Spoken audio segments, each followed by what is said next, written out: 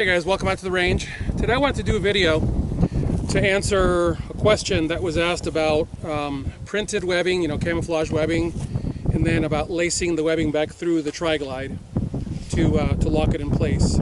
Okay, the first one is this is tubular webbing, not flat webbing, so you can't find tubular webbing with a printed pattern on it that I know of. And if you can, it's probably not US made, and everything that I use is US made. The other thing is, the other thing is running the webbing back through the tri-glide. You can't, once again, because this is tubular webbing, it's too thick. So what I end up doing is, whenever I send slings out to you guys, if you've purchased a sling with QDs on it, I take, and I'll see if the camera will pick it up. See that black line right there? I take and I, hang on, let's simplify this. I take and I run a lighter on that area there. Obviously I run it past the tri-glide, and I run a lighter back and forth on the webbing, and I make the webbing really, really thick. The initial melting of the webbing is when I've cut it off the roll. I buy this 300 feet at a time on 300 foot rolls, US made, and I cut it to length, and then I initially run it across a blowtorch, propane, not MAP gas, propane blowtorch, which is essentially a Bic lighter, and I run it across the flame to melt the end so that it doesn't begin to unravel. And then I just put them all around my neck, and then I go and I sit down and I make that day's sling orders. And then if someone has bought a sling with QDs already on it, I take your webbing and I run it through the QD, and I run it past the QD about that far, and then I run it past a lighter, back and forth until the ends of the webbing have thickened up, and it creates, I'll see if the camera will get it, it creates a little shelf, and it creates a little fat edge that makes it darn near impossible for it to pass back through the tri-glide and pull loose.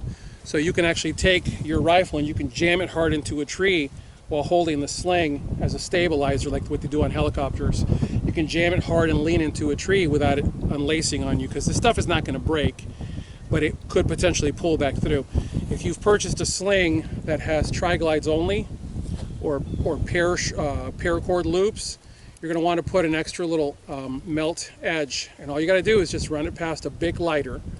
Don't use the blowtorch type, just the little Bic lighter, and just run it back and forth past that flame. Make sure the flame is not touching the tri-glide, which is this thing right here. And you just fatten that edge up and blow on it, and then lace it back through, and you're locked. It's such a cool setup because it works really well, and these slings are about as permanent as it gets, because you guys have heard me say this before. I've got slings that are well over a decade old now that are still 100% operational. There's not a single stitch that has come loose yet, which is really saying something considering how hard I am on things. And the other thing was, the printed webbing, it doesn't exist, and tubular webbing. And why do I need tubular webbing? Because there's shot cord in the sling, which keeps it, I tend to run my slings a little tight so that when the gun comes up and I need to work with the gun, right here it's already tight. I can still get in and I can work with my gun. I can run the charging handle if I need to. I can do all the things that I need to do to run the gun, but there's tension here so that when I release the gun to the side to go to a sidearm, the gun stays right here. When I store the gun, I push out and rotate, and it sticks it just pulls it right up to your back, and it stays there. I was picking up brass earlier, and I would bend over to pick up brass, and the gun would just stay right there the whole time. You might have to shoulder it over every once in a while, but for the most part it stays there, and when you need it, it's just an immediate, and you're in the sling. So as far as I know, I'm the originator of a 2-point sling without sliders or emergency release buckles. And let's close with that. Why no emergency release buckle? Because all you have to do to get out of the sling is literally get one arm out, and that sling is off your body. Which is the other reason why I say, if you're going to be running a 2-point and you end up getting in a tussle with your gun, make sure you're in it.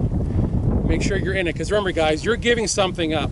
If you go to a 2-point sling, you're giving something up versus a 1-point sling, because the 1-point sling is a loop and it's tied around your body. But this has the mobility that you're looking for in a sling, and that's what I hear a lot from people. They want mobility, and this sling has it in spades. So if you guys have any questions or comments, leave them below. I'll do my best to answer them. As always, I thank you guys for watching. I thank you for your support. Tier 1 Citizen is a viewer-supported channel. I am not corporately sponsored, and so help me God, nor will I ever be.